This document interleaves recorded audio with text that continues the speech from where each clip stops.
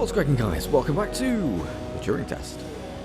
Right, so if I lift this, that turns the power onto that, which opens that door.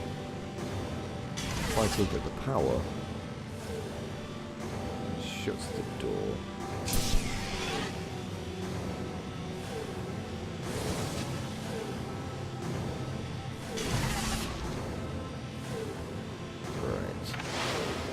Burton, come here.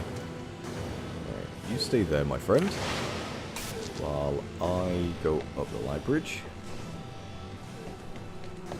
Head into here. Shoot my balls into you.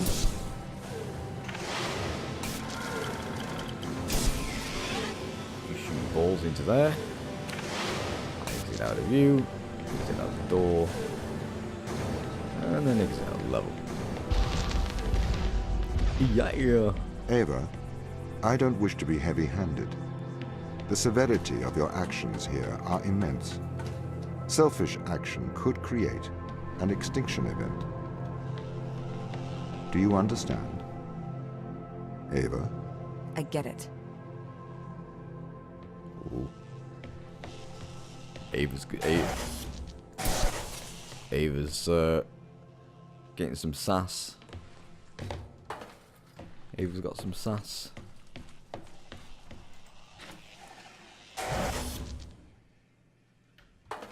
Wait, that's not going to work because that's a round hole, not a.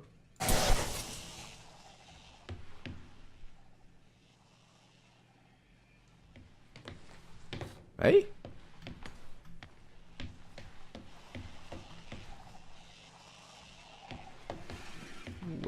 Well, power's there, but that's not.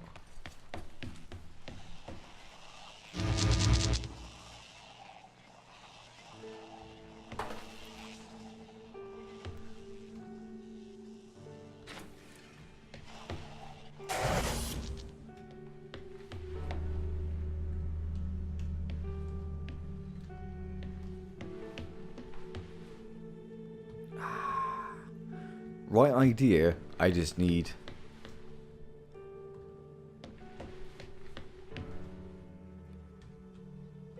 Oh, wait. There we go.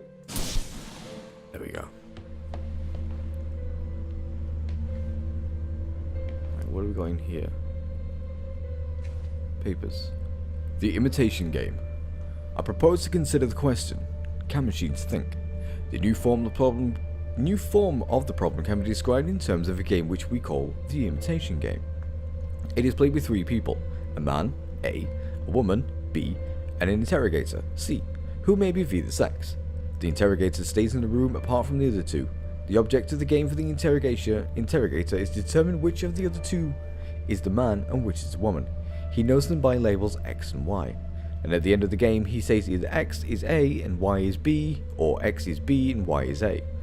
The interrogator is allowed to put questions to A and B.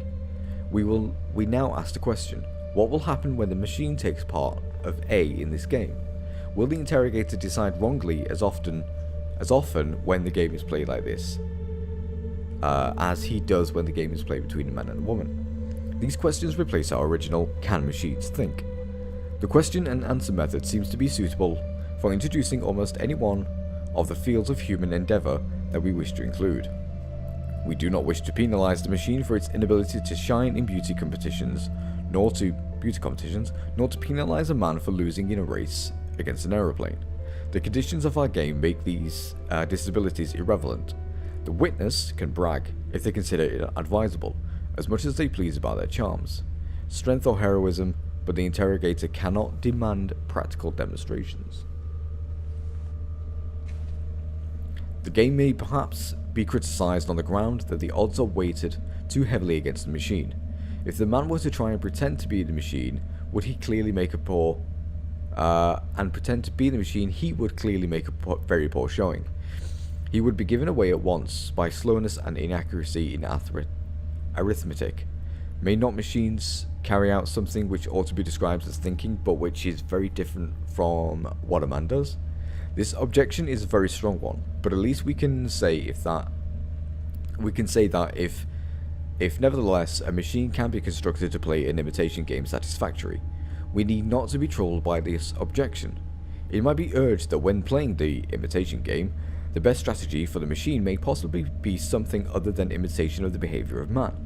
This may be, but I think it is unlikely that there is any great effect of this kind. In any case, there is no intention to investigate here the theory of the game, and it will be assumed that the best strategy is to try to prove the answers that would naturally be given by man. Experts from computing machinery and intelligence, Alan Turing.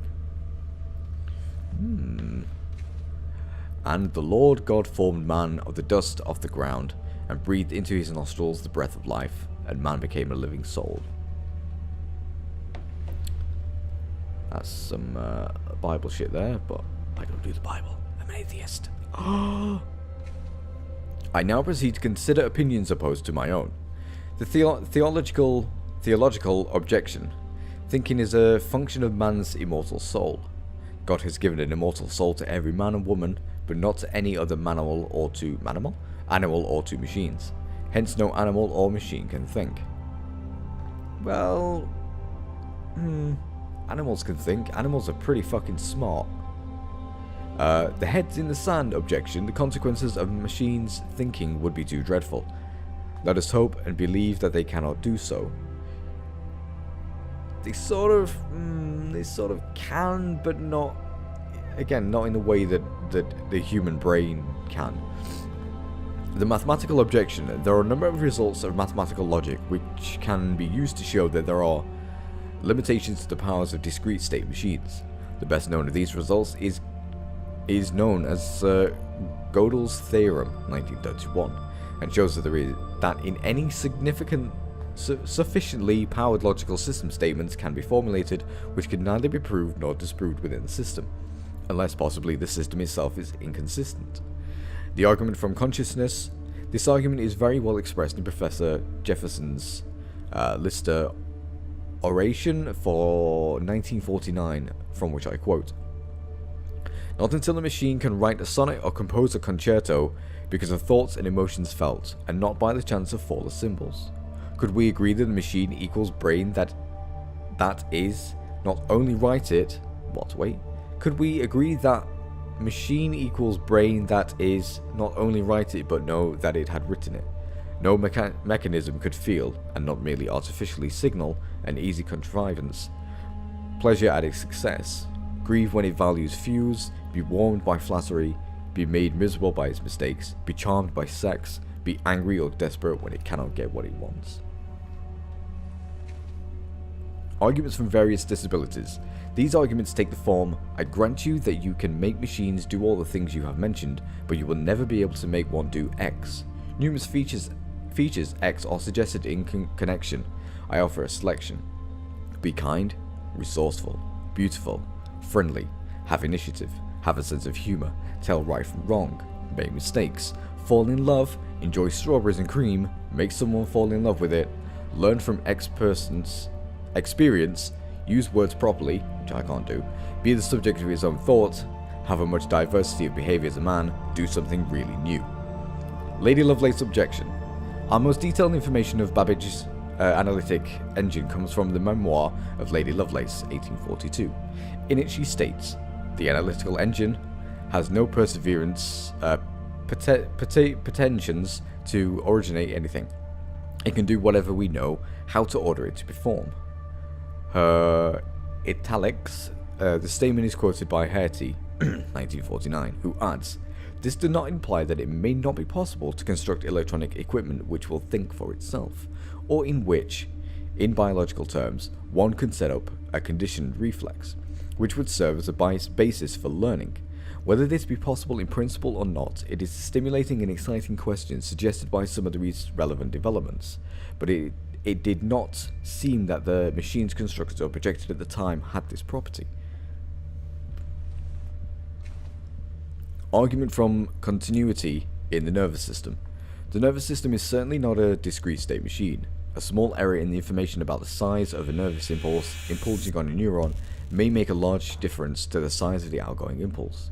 It may be argued that, this being so, one cannot expect to be able to mimic the behavior of the nervous system with a discrete state system. I hope you're all understanding this. Cyril. Thought experiments are important because a lot of time you cannot carry the actual experiments, and this is carry out the actual experiment, and this is true not only in philosophy but in science as well. So when Einstein said, imagine that you're sitting on a beam of light going into outer space. Well, that's the thought experiment. He wasn't going to say, let's get on a beam of light. Of course you miss the point if you say, well, we'd fall off. Or, it would be too cold. So, thought experiments are always useful, and you test your concept by imagining what it would be like if such and such were the case. Well, in this particular case, I imagine what it would be like if I followed a program for answering questions in Chinese and giving back answers in Chinese, even though I don't understand a word of Chinese. And that was a very useful thought experiment because it enables us to see that computation by itself isn't thinking. Consciousness exists only insofar as it is experienced by a human or animal subject. Okay, now grant me that consciousness in a genuine biological phenomenon. Well, the same, it's somewhat different from the other biological phenomena because it only exists insofar as it is experienced. However, that does give it an interesting status. You can't refute the existence of consciousness by showing that it is just an illusion, because the illusion/reality distinction rests on the difference between how things consciously seem to us and how they really are. But where the very existence of consciousness is concerned, if it consciously seems to me that I am conscious, then I am conscious. You can't make the illusion/reality distinction for the very existence of consciousness the way you can for sunsets and rainbows, because the distinction is between how things consciously seem and how they really are. Consciousness is a biological property, like this digestion of photosynthesis. Now, why isn't it that screamingly obvious to anybody who's had any education? And I think the answer is the twin radiations. On one hand, there's God, the soul, and immortality that says it's really not part of the physical world. And then there is almost a bad tradition of scientific materialism that says it's not a part of the physical world. It's not a part of the physical world. They both make the same mistake. They refuse to take consciousness on its own terms as a biological phenomenon, like digestion or photosynthesis, or mitosis, or meiosis, or any other biological phenomenon.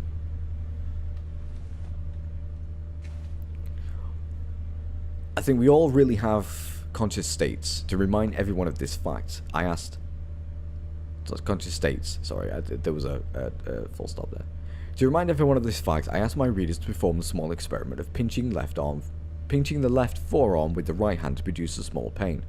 The pain has certain sort of qualitative feeling to it, and such qualitative feelings are typical of various sorts of consciousness. Events that form the content of our waking and dreaming lives. Such events are the data which a theory of consciousness is supposed to explain. In my account of consciousness, I start with the data, then it denies the existence of the data. To put it clearly as I can, in his book, Consciousness Explained, then it denies the existence of consciousness. He says correctly that when I wrote my review, I took his book to be his definitive statement of his position on the Chinese room and did not consult his earlier works. In fact, I did know that he had produced a total of 7 published attacks on this short argument of mine until I saw his letter. He now claims to have refuted all these premises of the argument in 1987. Oh, look, my birthday. But I have just reread the relevant chapter of his book and he did nothing of the sort, nor did he even make a serious effort to attack the premises. Rather, he misstates my position as being about consciousness rather than about semantics. He thinks that I am only concerned to show that the man in the Chinese room does not consciously understand Chinese, but I am in fact showing that he does not understand Chinese at all, because the syntax of the program is not sufficient for the understanding of the semantics of a language, whether conscious or unconscious. Furthermore, he proposed a kind of behaviorism. He assumes that a system that behaves as if it had mental states must have mental states, but that kind of behaviorism is precisely what is challenged by the argument. So I have to confess that I don't find any of the weakness of his arguments in his recent book is held by his 1987 arguments. To perform her italics, the statement is quoted by Harty, 1949, who adds, "This does not imply that it may not be possible to construct electronic equipment which will think for itself, or in which, in biological terms, one could set up a conditioned reflex which would serve as a basis for learning. Whether this is possible in principle or not is a stimulating and exciting suggestion. Question. Suggested by some of these recent developments. Whether it's possible in question suggested by some of these recent developments. But it did not seem that machines constructed by But it did not seem that machines constructed or projected at the time had this property. Argument from continuity in the nervous system. The nervous system is certainly not a discrete state machine. A small error in the information about the size of the nerve. I expect a minute behavior of the nervous system with a discrete state system. That's basically what it said over there. It's just two more, guys. Don't worry. Done it. John Searle and I have a deep disagreement about how to study the mind. For Searle, it is all really quite simple. There are these bedrock, time-tested institutions we all have about consciousness, and any theory that challenges them is just pretentiousness. I, on the contrary, think that the persistent problem of consciousness is going to remain a mystery until we find some such dead obvious intuition and show that, in spite of the first appearances, it is false. One of us is dead wrong, and the stakes are high. Searle sees my position as a form of intellectual pathology. No one should be surprised to learn that the feeling is mutual. For his part, he has one argument, the Chinese room, and he has been trotting it out, basically unchanged, for 15 years. It has proven to be an amazing popular number among the non-experts, in spite of the fact that it is just about everyone who knows anything about the field dismissed it long ago. It is full of well-concealed fallacies. By Searle's own account, there are over 100 published attacks on it. He can count them. But I guess he can't read them. For in all those years he has never, to my knowledge, responded in detail to the dozens of devastating criticism by the contain. He has just presented his work, presented the basic thought experiment over and over again. I just went back and counted. I am dismayed to discover that no less than 7 of these published criticisms are by me in 1980, 1982, 1984, 1985, 1987, 1990, 1991, and 1983. Searle debated me furiously in the pages of the New York something RB back in 1982. Or it might just be NY, it might not be New York. When Douglas Hofstadter and I first exposed the cute tricks that make the Chinese room work. This was the last time Searle addressed any of my specific criticisms until now. Now he trots out the Chinese room yet one more time and has the audacity to ask, now why does Dennett not face the actual argument as I have stated it? Why does he not tell which of these 3 premises he rejects in the Chinese room argument? Well, because I have already done so, in great detail. In several of the articles, he has never deigned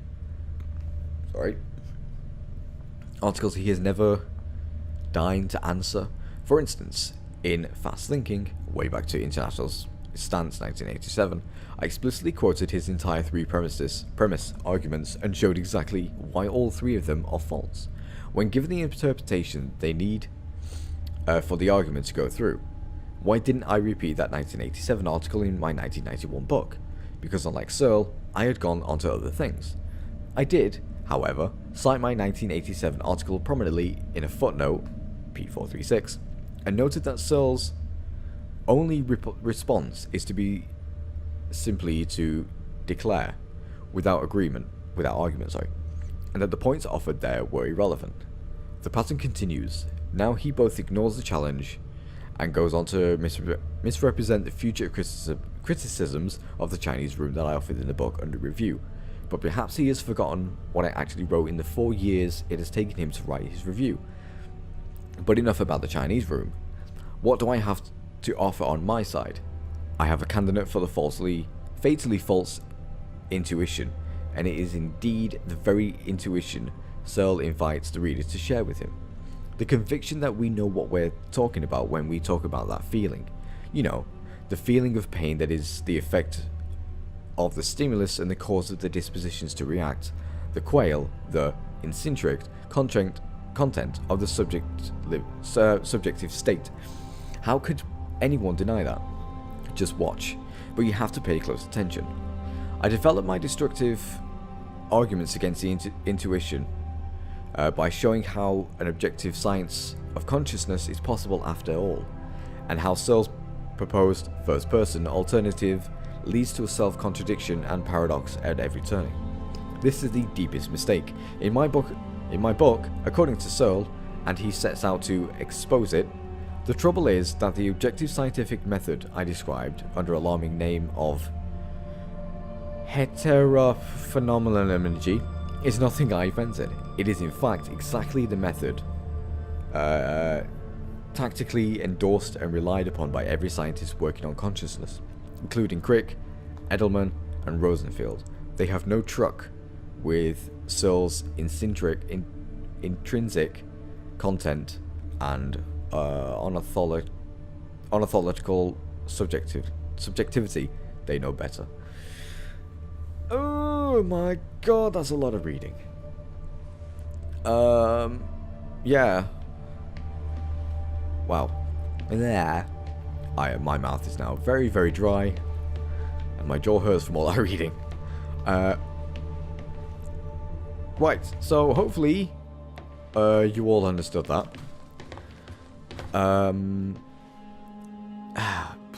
I probably should have just paused the video and let you all read it, but I thought I'd read it myself. Give me 2 seconds, because I'm not sure, because I totally forgot to start my timer, so I don't know how long I've been going for. So just give me 2 seconds. Alright, we've been going for around 20 minutes. So, yeah. So it was a nice bit of reading. Hopefully you can all understand. Well, first off, hopefully you can actually understand what I was saying, and not what the context of it was all about. Because I know sometimes if I'm reading, I sound perfectly fine. To me, I sound fine, but like when I'm talking, I sound clear. But in a recording, I can sound very muffled and hard to understand. So let's see, what is this all about?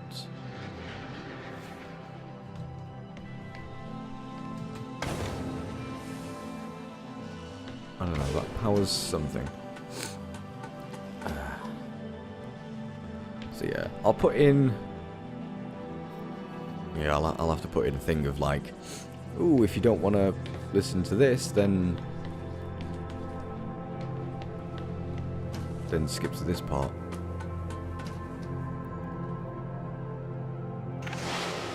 Right, Burton, can you go down here? You can. Alright, that puts that up, so I need...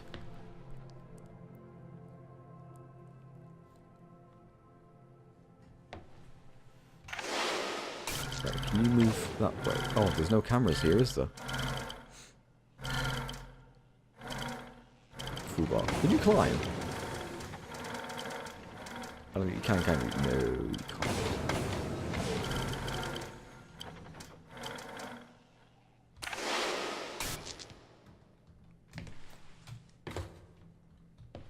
Ah. Unless that's what the... No, it can't be. Do you have power? I don't know if you do. Where's music? Oh, there it is. I was about to say, where's music gone? It's there. There must be a camera, because I can't... Hold on. Can I get Burton out of here?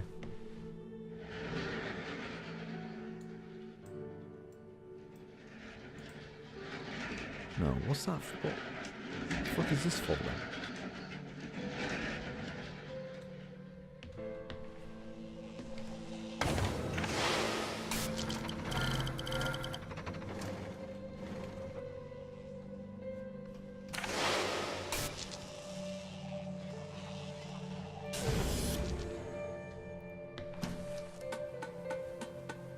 Up, up, up.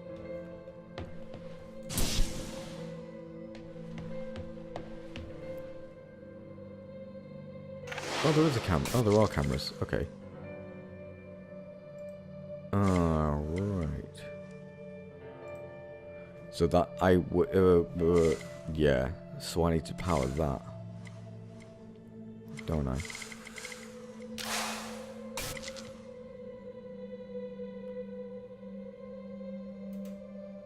But then I can't see.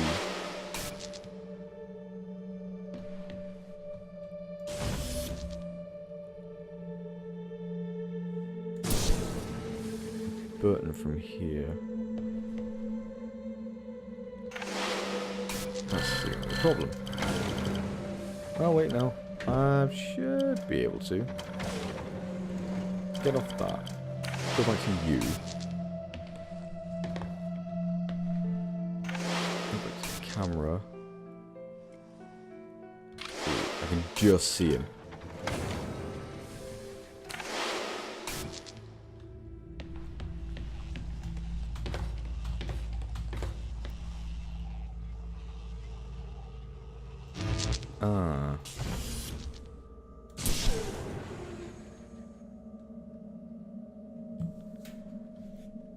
Right. Okay.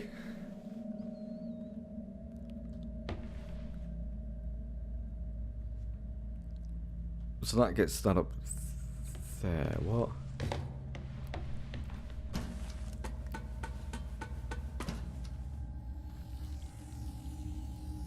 Oh, I need him over there. But I can't get him over there.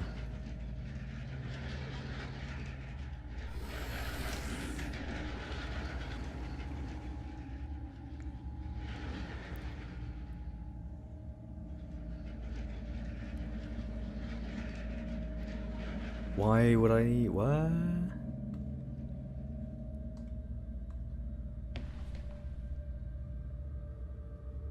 confuzzled.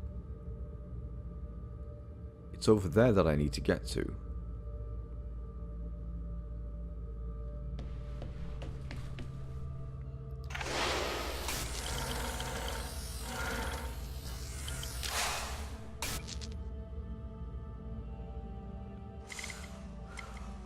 Ooh, wait, hold on. Hold on, hold on, hold on. I've got an idea.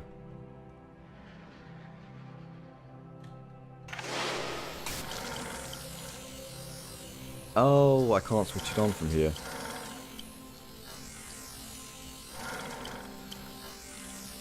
Well, that's just great.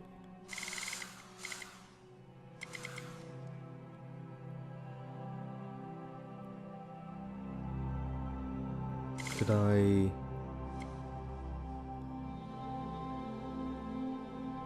I'd need that, wouldn't I? So if we move Burton over here, can I take your... No, I can't.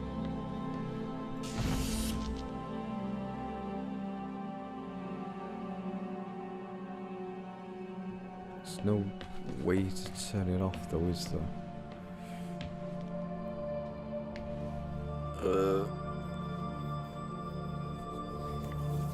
Okay.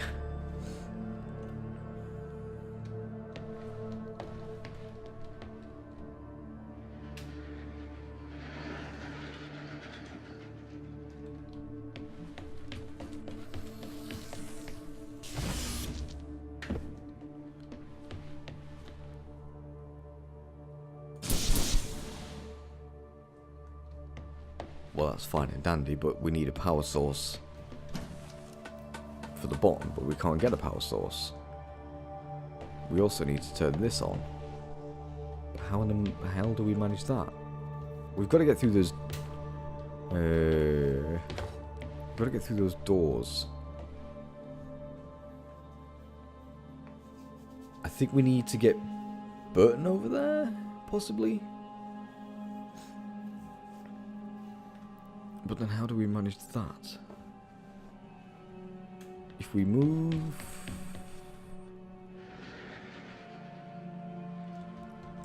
I've got sort of an idea.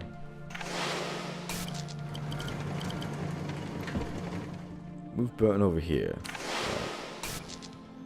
And then we nab power core from here. That power core in there.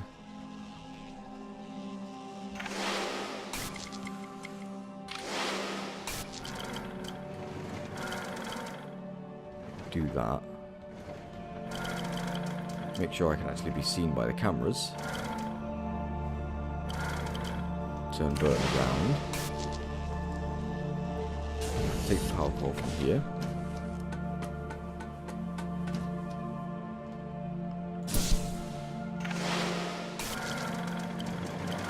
Yeah. I forgot that I can climb. Burton can't, but I can.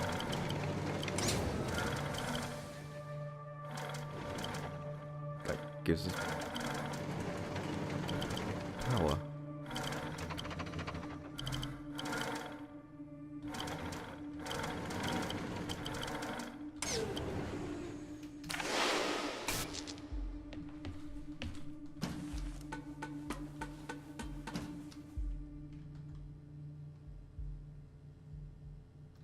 Wait, am I missing something here? What was the point then in...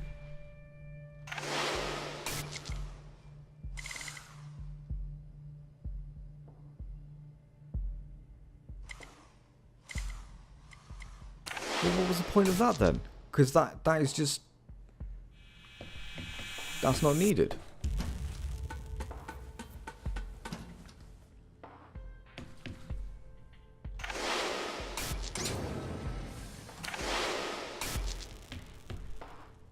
What? I don't understand that. That whole little section was just... Ava, you must learn to control him. Don't bite the hand that feeds you, Ava. I am your friend. You are not my friend. Yeah, I'm sorry, am I being dumb here? But that little section was not even needed. There was no reason for it. Ooh, we're getting there. 1, 2, 3, 4. Ooh, looks like we might be close to the end, you know. Ooh, right. Well, this is where I'm going to leave it, because as ever, we're out of time. So yeah, if you don't like reading, then this episode will have been a very, very short one for you, because you'll have just skipped all that.